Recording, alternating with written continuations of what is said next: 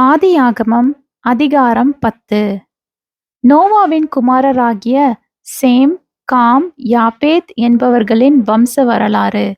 ஜலப்பிரளயத்துக்கு பின்பு அவர்களுக்கு குமாரர் பிறந்தார்கள். யாப்பேத்தின் குமாரர் கோமர், மாகோகு, மாதாய், யாவான், தூபால், மோசேக்கு, தீராஸ் என்பவர்கள்.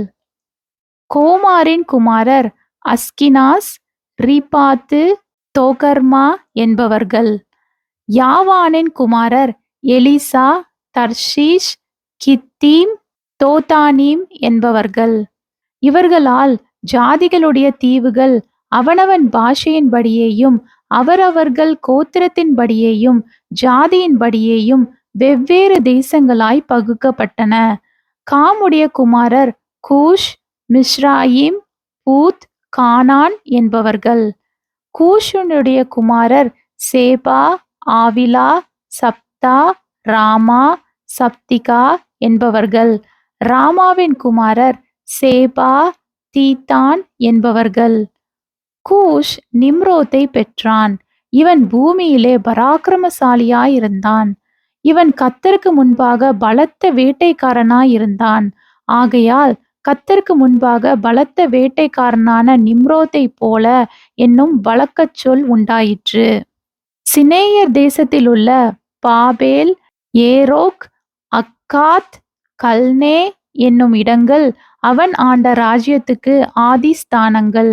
அந்த தேசத்திலிருந்து அசூர் புறப்பட்டு போய் நினிவேயும் ரெகோபாத் பட்டணத்தையும் காலாகையும் நினிவேக்கும் காலாகுக்கும் நடுவாக ரெசேனையும் கட்டினான். இது பெரிய பட்டணம். மிஸ்ராயிம், லூதீமையும் அனாமிமையும் லெகாபீமையும் நப்தூகீமையும் பத்ருசீமையும் பெலிஸ்தரின் சன்னதிக்கு தலைவனாகிய கஸ்லுகீமையும் கப்தெரீமையும் பெற்றான். கானான் தன் மூத்த மகனாகிய சீதேனையும் கேத்தையும் எபூசியரையும் எமோரியரையும் கிர்காசியரையும் ஏவியரையும் அர்கீயரையும் சினியரையும் அர்வாதியரையும் செமாரியரையும் காமாத்தியரையும் பெற்றான். பின்பு கானானியரின் வம்சத்தார் எங்கும் பரவினார்கள். கானானியரின் எல்லை சீதேன் முதல் கேரார் வழியாய் காசா மட்டும், அது முதல் சோதோம் கொமோரா அத்மா செபோயிம் வழியாய் லாசா மட்டுக்கும் இருந்தது. இவர்கள் தங்கள் தேசங்களிலும் தங்கள் ஜாதிகளிலும் உள்ள தங்கள் வம்சங்களின்படியேயும் தங்கள் பாஷையின்படியேயும் காமுடைய சந்ததியார். சேமுக்கு பிள்ளைகள் பிறந்தார்கள். அவன் ஏபேருடைய சந்ததியார் எல்லாருக்கும் தகப்பனும் மூத்தவனாகிய யாபேத்துக்கு தம்பியுமாயிருந்தான்.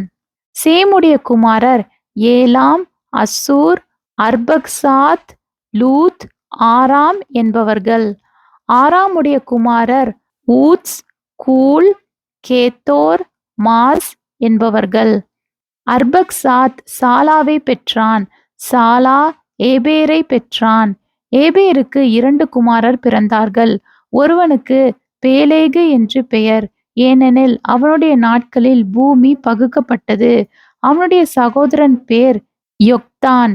யொக்தான் அல்மேதாதையும் சாலேப்பையும் அசர்மாவேத்தையும் யோரோகையும் அதோரமாவையும் உசாலையும் திக்லாவையும் ஓபாலையும் அபிமாவேலையும் செபாவையும் ஒப்பீரையும் ஆவிலாவையும் யோபாபையும் பெற்றான்.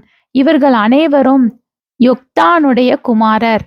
இவர்களுக்கு குடியிருப்பு மேசா துவங்கி கிழக்கேயுள்ள மலையாகிய செப்பாருக்கு போகிற வழி மட்டும் இருந்தது.